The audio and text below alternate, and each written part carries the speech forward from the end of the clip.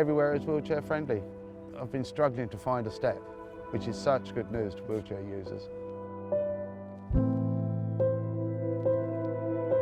And so horse racing as a whole and the racing industry is recognising us in wheelchairs. If we have the freedom of a wheelchair, we can have the freedom to go horse racing.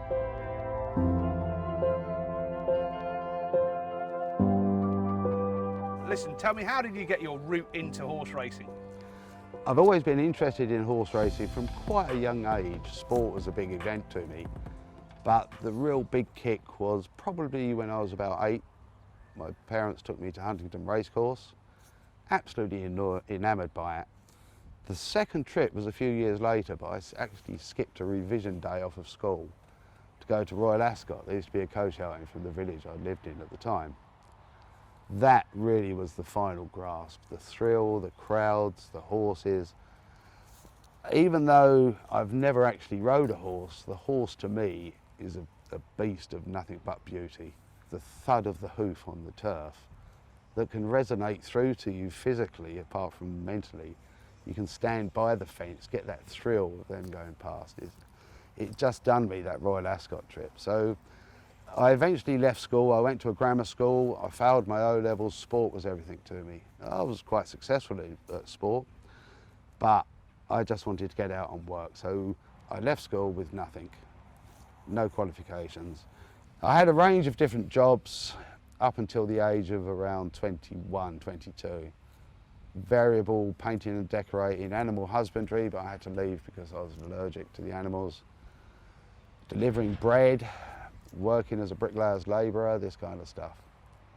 I just got married and I saw an advert for a trainee manager with William Hill's brother, Joe Wardhill. And it was exactly a 50% drop in salary, but I so wanted to do it. So I applied, got the job, and away we went. But in those days, you had to learn. It was a skill, it was an art. No computers, calculators had barely come in. So they sent you on a settling school up in London, which was actually run by his brother, William Hill. And you had to get 70% before you could run one of his shops. Well, I managed to obtain, I think it was 93%, which at that time was the highest anybody had ever got off of the Ward Hill firm. I just loved it. So the challenge of bookmaking, I adored and I grasped. Another one subject that I've always enjoyed are puzzles, crossword puzzles. That now equates to horse racing to me. There is no magic secret. Nobody's ever mastered it. I've met some geniuses in the game. They still had their bad runs. They still fail. So it is a complete conundrum of how you can find the horse that's going to cross the line first. So that enigma was also a big challenge to me. When I eventually got my first shop on my own, I still had strong opinions. Until the day I retired in 2016, I was still a very strong opinionated man. If a horse I felt wasn't the right price, I would stripe it. I would fit it as much as I could into the book.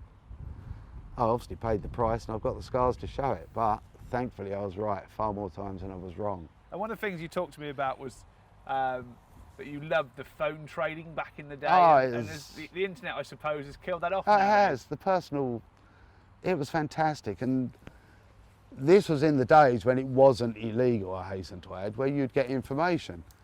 And there's one chap who obviously I can't really mention, but he's well past now. But he was very friendly with 2 top trainers at the time, and he was in a nursing home.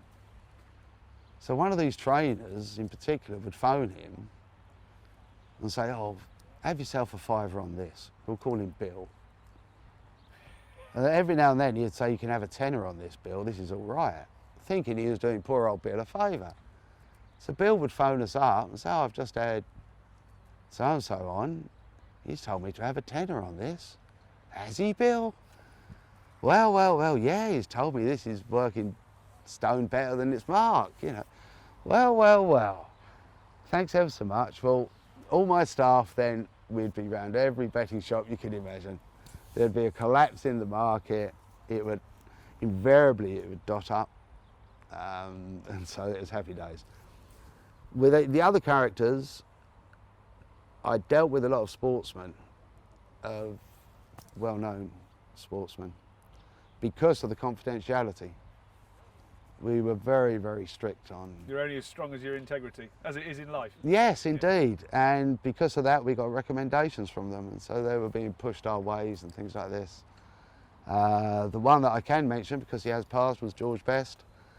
I was his last bookmaker. I pulled George. I'd bid at a charity do for a day with Sky Sports on their Saturday soccer. And my wife kept pestering me because it had said it would include George Best, and he was a pin-up of hers when she was younger.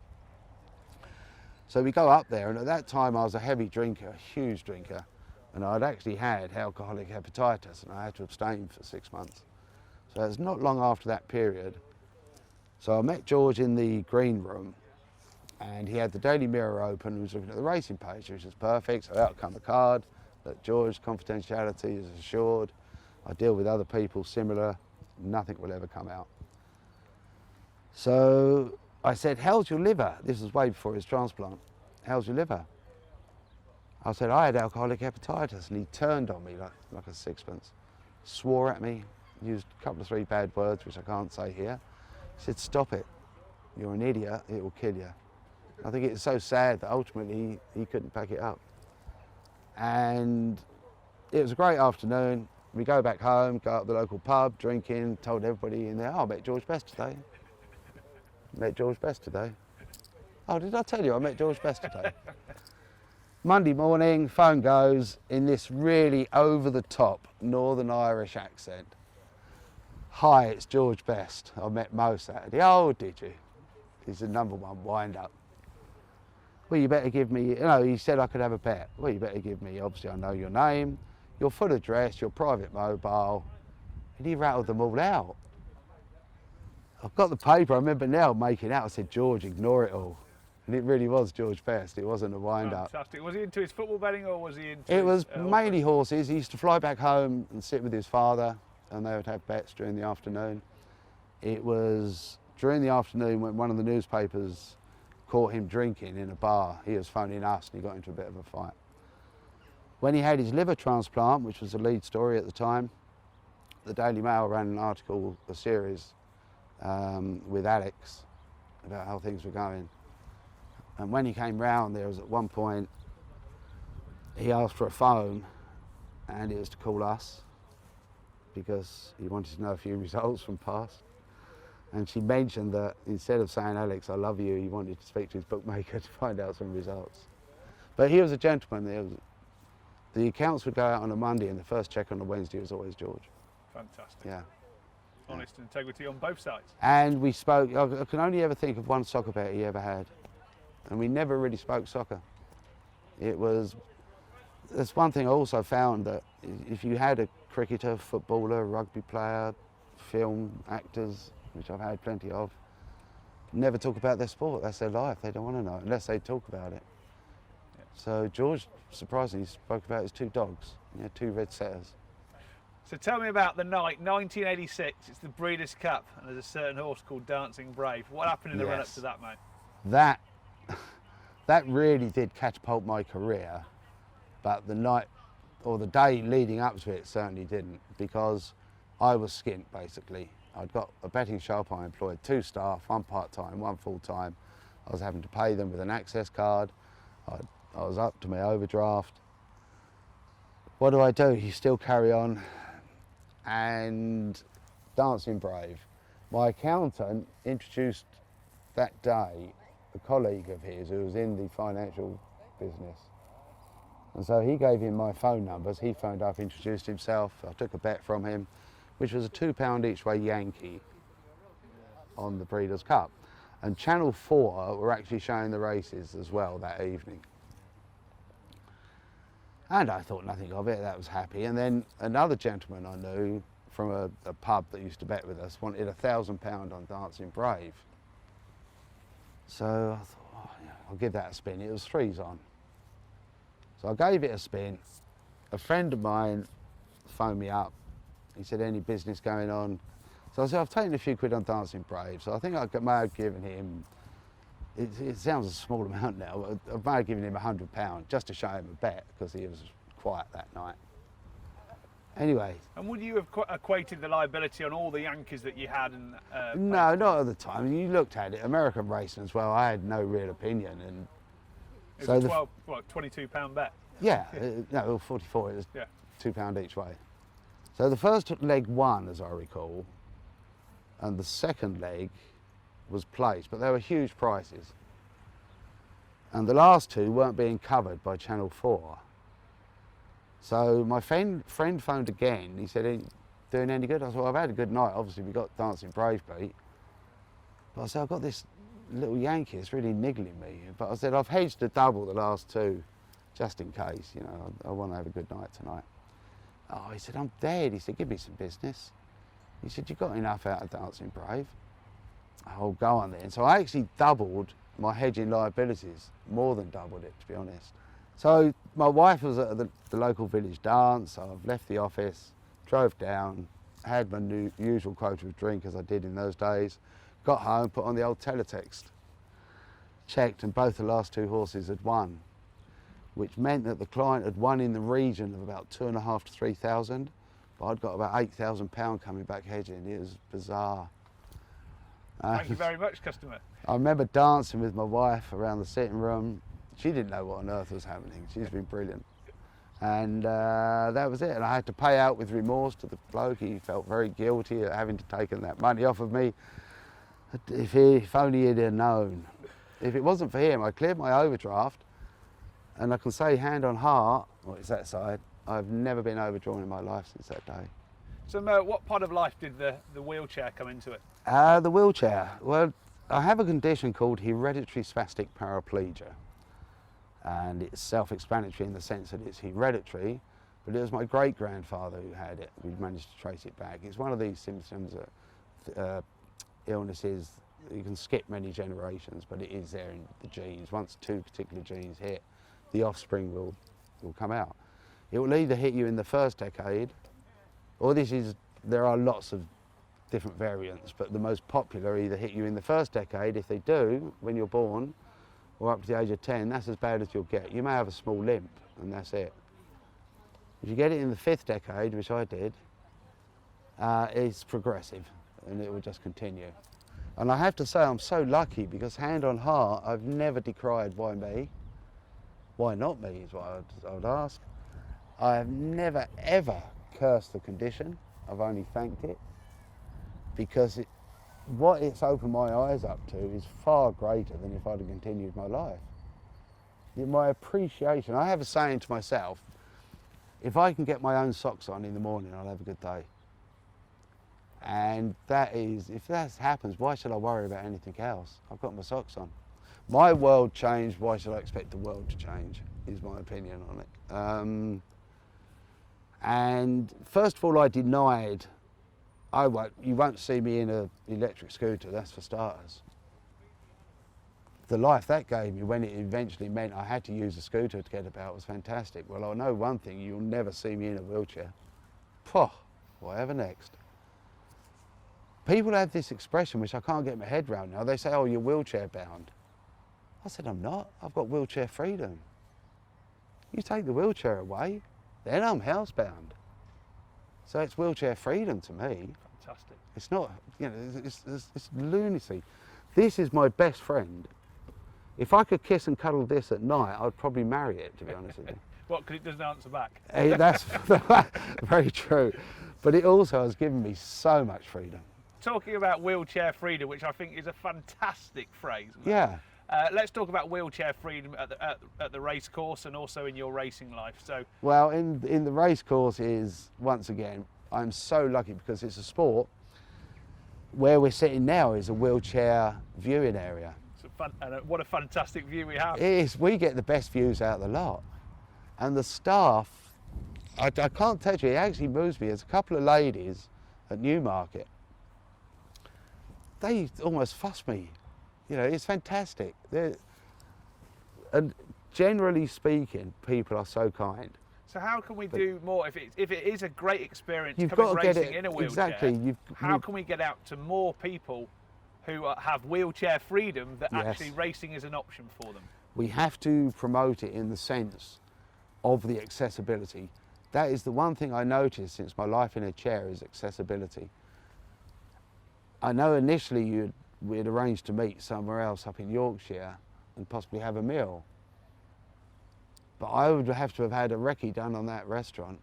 Were there steps? Is there a disabled toilet that isn't used as a storeroom? Which Well, that's my naivety. Yeah. There are so many boxes you have to tick. To invite me to Yarmouth, I know in my heart that the accessibility is going to be here. And is that the same across all race courses? There are a few tweaks, but I went racing recently, well, within the last couple of years, and the disabled viewing area that we're sitting here at this other track was turned into a corporate place. Tables and chairs and umbrellas. And I went to watch a race and I couldn't get up there. I did politely, I took a photograph and then very politely just said, look, I'm not going to make a public issue of this, but... And then there was another racetrack that had a table in front of the disabled lavatory. And the radar key scheme, which is now most tracks adopt, that is a must. To stop people using disabled lavatories for, sadly now, cocaine taking, or in the bigger world, homeless people go and sleep in a disabled lavatory, a public disabled lavatory. There's a special lock, and if you're in a chair, you can apply for these keys. And pretty much nationwide, the key will fit every lock. Things have improved immensely because I've seen the radar key everywhere now, ever since I've been racing. If I can quickly tell you one story, I was at Huntingdon just after they had that fire in the box. And it was actually one of the boxes that I used to rent that was destroyed. And so we were dining downstairs with some of the directors, and I wanted to go to the lavatory. So I went to the disabled toilet, which the public used, and it was locked, you see. It was engaged. And there was a chap walked past me and he said, look mate, he said, I saw a lady go in there a couple of minutes ago. And she walked in there. So I said, that's all right, no, it's not a worry, because often able-bodied people will use them. So this gentleman has gone to the gentleman's, he's come back out, I said, still no joy. So he's gone up and banged on the door. Oi, there's somebody in a wheelchair out here, needs a toilet, So I said, look mate, you don't need to have done that, He said, no, he said, bang, bang, come on, hurry up. And then he walked off. About 2 minutes passed. Door opens, the lady walks out, but she's pushing her husband who's in a wheelchair. Jeez. How do I feel? Because I can't say that wasn't me. It was... Did you get thrown out for abuse? No. I just feel that I'm lucky. I'm lucky because my disability is visible. I've lost 2 good friends through depression, which was very sad on both of them. And visiting one of them in a clinic was probably one of the worst days of my life. And I wheelchaired in through security guards and everything else to get to him. And I came out and I just thank the Lord I'm in a wheelchair. If that's all I'm going to be dealt during my life, how bad's that? Absolutely. The one thing that does slightly irk me is that depression is a terrible thing and lots of other conditions are very bad between the ears. But people have started to use mental health as a get out of jail card. You'll see, you could read in the newspaper, this mad axeman has killed 10 people, but he's suffering from mental health. Well, he is in the first place to pick up an axe and kill 10 people. And so I think it would be nice if it could be more definitive. I'm not decrying, I'm not denying by far, because I've witnessed it. Yeah. But I just feel that it's being used too much. Okay. Yeah. And if you had a message to British horse racing, both how we could improve, but secondly, celebrating what they do in terms of their access for wheelchair users. Well, I will celebrate because I've been to major soccer grounds. Rugby, Twickenham was probably the worst ever venue for a wheelchair user, and yet it's one of the newest stadiums. Horse racing is geared up for it. Wherever you go on the race course as a wheelchair user, there'll be somewhere either a lavatory that is available, there will be a wheelchair viewing area, which, you think about it, we are given the best viewing area you can get at a racetrack.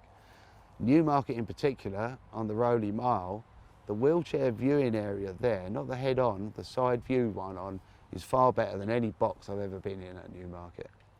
And the staff are very good. They'll make sure 5-10 years ago you get the drunken yobs on there, oh, come on out the way, oh, look out, here's one of them lot, and this kind of stuff when you turned up.